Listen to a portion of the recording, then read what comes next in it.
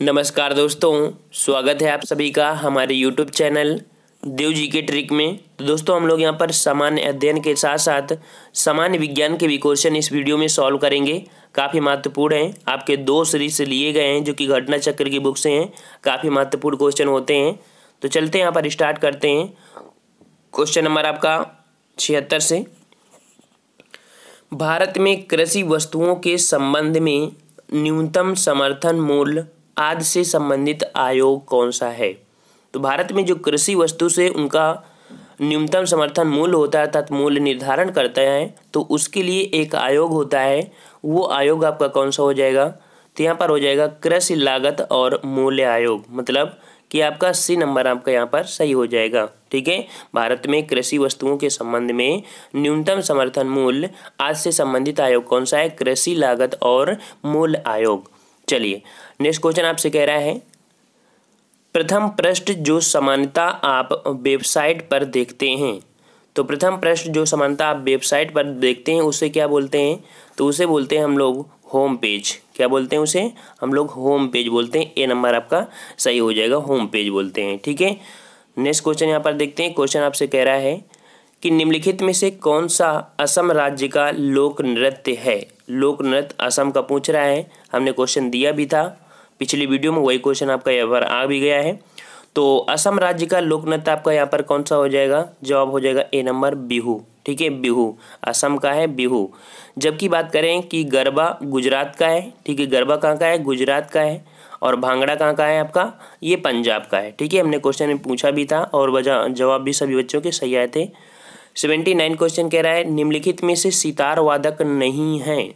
तो सितार वादक यहाँ पर देख सकते हैं कि कौन नहीं है, तो यहाँ पर कह सकते हैं कि सितार वादक आपके यहाँ पर अमजद अली खां प्रसिद्ध सितार वादक सरोद वादक हैं। ठीक है, अमजद अली खां ये आपके सरोद वादक हैं। ठीक है, सरोद वादक, सितार वादक नहीं है, थोड़ा बस नाम थोड़ा रेफरेंस है, सरोद वादक हैं। ठीक है, चलो नेक्स्ट क्वेश्चन आपसे कह रहा है, भारतीय फिल्म और टेलीविज़न संस्थान कहाँ स्थित है। भारतीय फिल्म और टेलीविज़न संस्थान कहाँ पर स्थित है, तो ये कहाँ पर स्थित है भाई, तो ये जवाब होगा आपका ए नंबर पुणे में स्थित है। ठीक है, पुणे में स्थित है और इसकी स्थापना जो की गई थी 1960 में की गई थी, 1960 में की गई थी। और पुणे के प्रभात स्टूडियो परिसर में किया गया था, जो कि कह सकते हैं सूचना एवं प्रसारण मंत्रालय के अंतर्गत इसका एक निकाय बनाया गया। नेक्स्ट कह रहा है, राकेश शर्मा की प्रसिद्धि किस क्षेत्र में है। तो राकेश शर्मा को सभी लोग जानते होंगे और इनकी प्रसिद्धि किस में है, अंतरिक्ष में। अर्थात कह सकते हैं कि अप्रैल 1984 में भारतीय वायुसेना के जो कि लीडर राकेश शर्मा अंतरिक्ष में जाने वाले प्रथम भारतीय बने।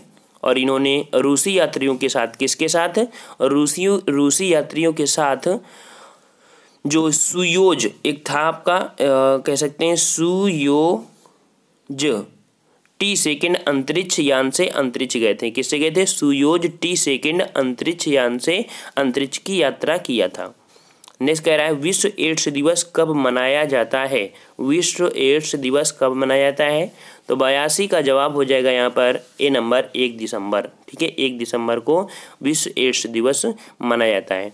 तो बात आती है कि 2 दिसंबर को क्या मनाते हैं, तो 2 दिसंबर को विश्व कंप्यूटर साक्षरता मनाते हैं। ठीक है, विश्व कंप्यूटर साक्षरता दिवस मनाते हैं। वहीं पर आपका सबसे महत्वपूर्ण देखा जाए तो यहाँ पर 19 नवंबर है, जो कि विश्व शौचालय दिवस भी मनाया जाता है। विश्व शौचालय दिवस कब मनाते हैं, 19 नवंबर को मनाते हैं। नेक्स्ट आ गया है, ड्रैकेंसबर्ग पर्वत किस देश में है। ड्रैकेंसबर्ग पर्वत किस देश पर है, तो बर्ग संबंधी जो होते हैं वह लगभग आपको अफ्रीका में मिलते हैं।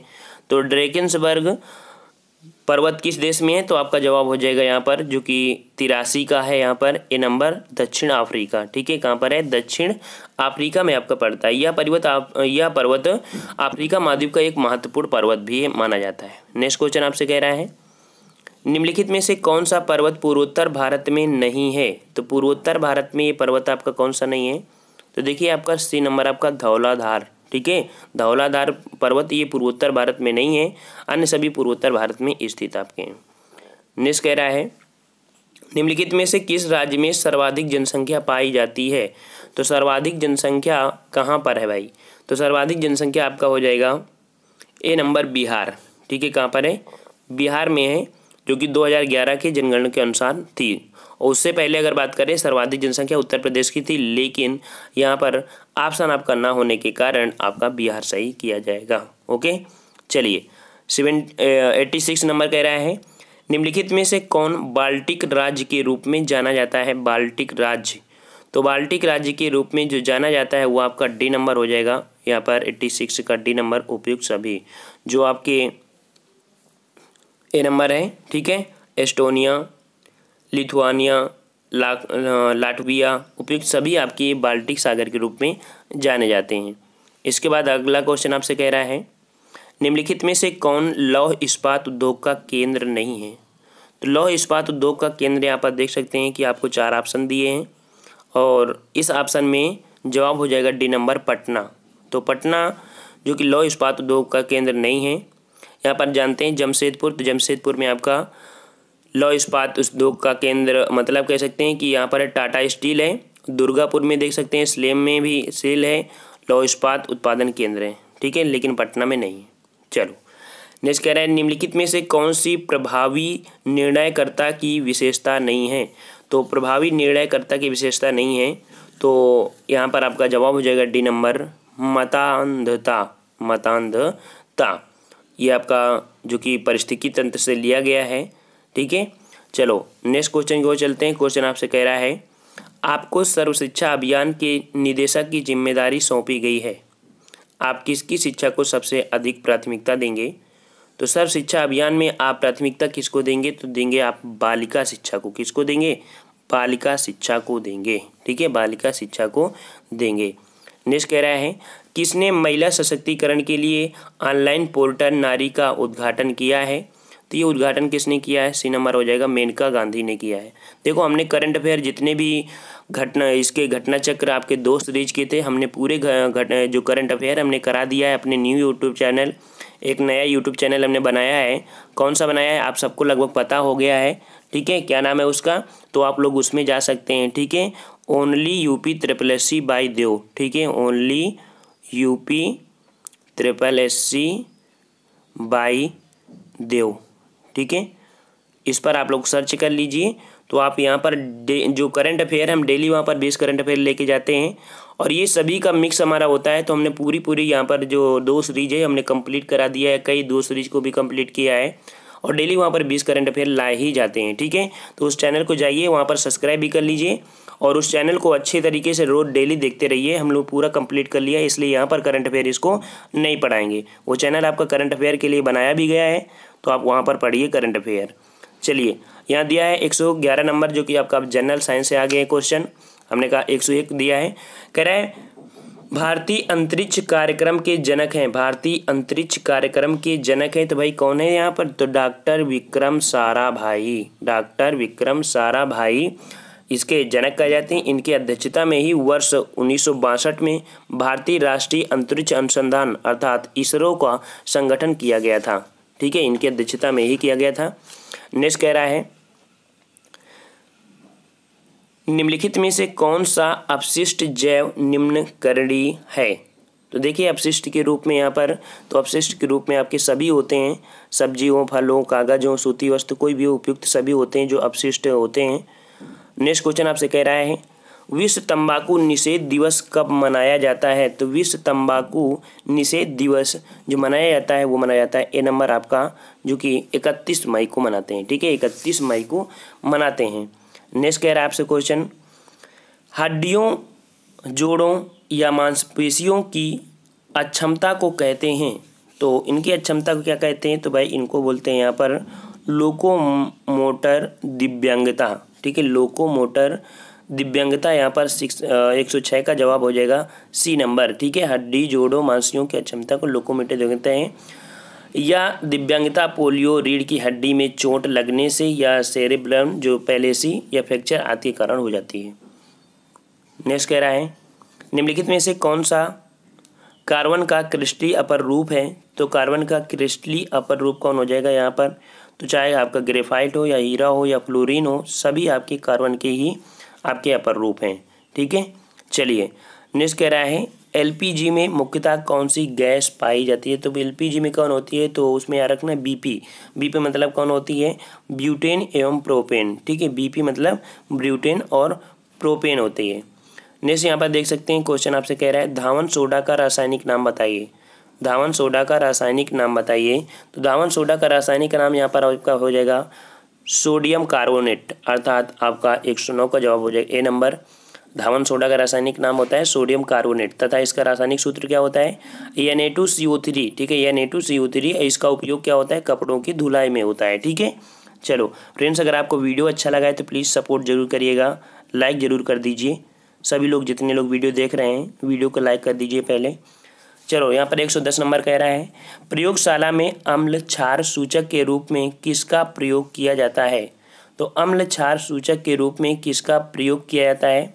प्रयोगशाला की बात कर रहा है तो प्रयोगशाला में अम्ल क्षार सूचक के रूप में किसका प्रयोग करते हैं? 110 का जवाब हो जाएगा डी नंबर।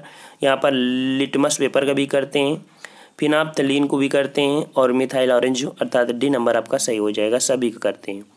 नेक्स्ट कह रहा है निम्न में से कौन सा पदार्थ साबुनीकरण में प्रयुक्त होता है? तो साबुनीकरण में प्रयुक्त होता है आपका जो कि आपका वनस्पति तेल या वसा, मतलब कि ए नंबर आपका सही जवाब यहाँ पर हो जाएगा। ठीक है, जो कि कास्टिक सोडा विलयन द्वारा जल अपघटन कराया जाता है और जिससे साबुन और गिलिसरान आपके बनते हैं।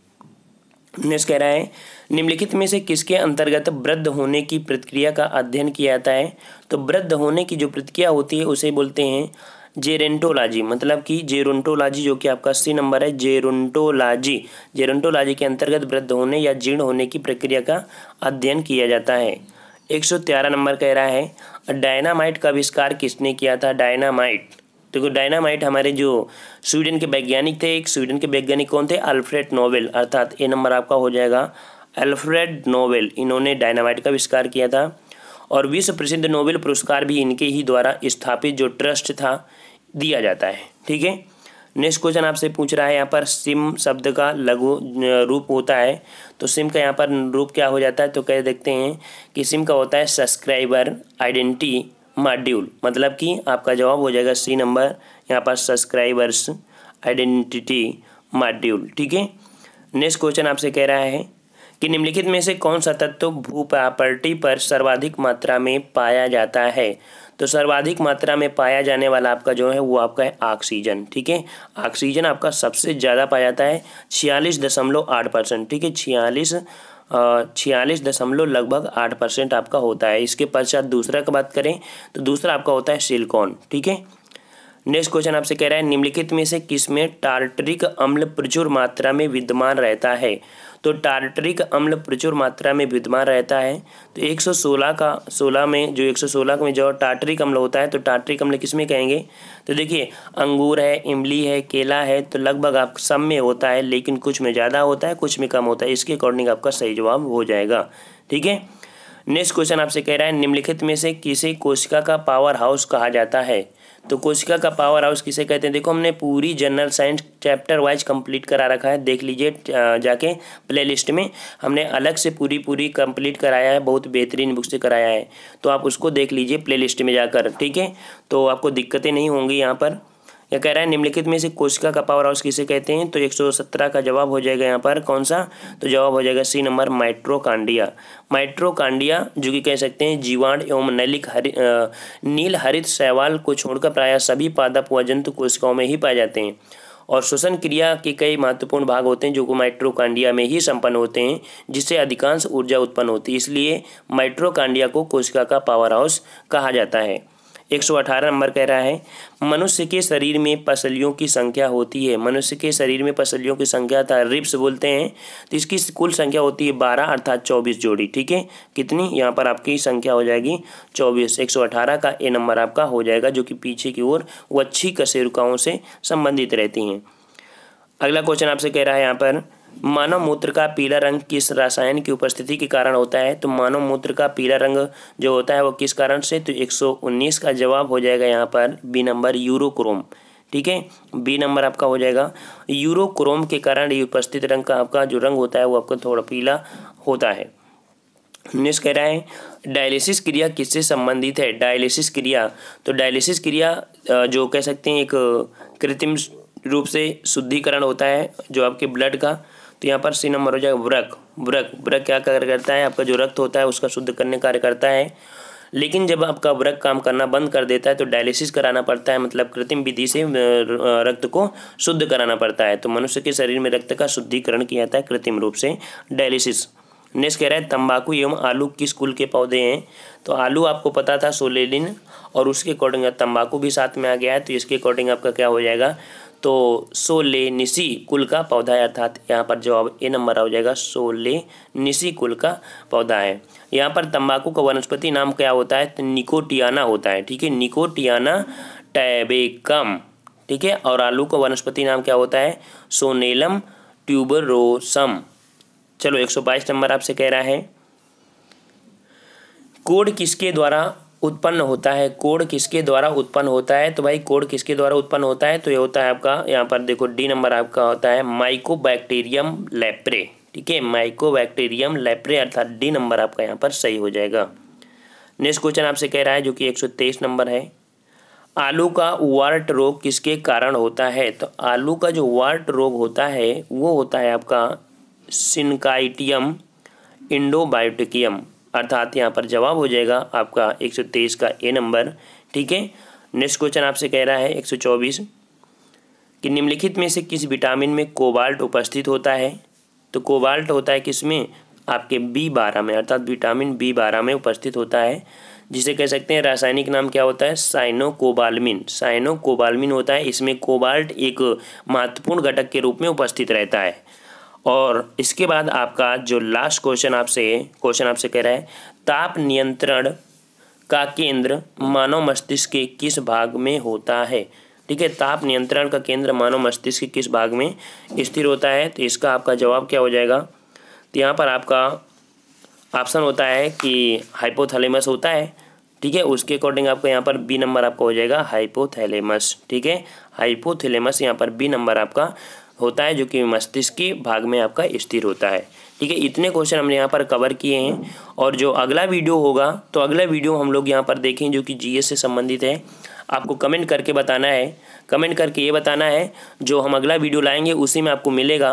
क्वेश्चन कह रहा है दुधवा राष्ट्रीय उद्यान उत्तर प्रदेश के किस जिले में स्थित है, ठीक है, किस जिले में स्थित है, आपको कमेंट करके बताना है। जो हमारा अगला वीडियो होगा उसमें आपको ये सभी वीडियो देखने को मिलेंगे। हम लोग एक ही वीडियो में कंबाइन करने का प्रयास करेंगे, लगभग 50-50 क्वेश्चन आपके करा देंगे, ठीक है फ्रेंड्स। अगर आपको वीडियो अच्छा लगा है तो वीडियो को लाइक भी करिए, नए हैं तो चैनल को सब्सक्राइब कर लीजिए, वीडियो को ज़्यादा से ज़्यादा इस समय शेयर भी कर दीजिए, ठीक है फ्रेंड्स। तो हम लोग मिलते हैं नेक्स्ट वीडियो में, तब तक के लिए धन्यवाद। जय हिंद, जय भारत।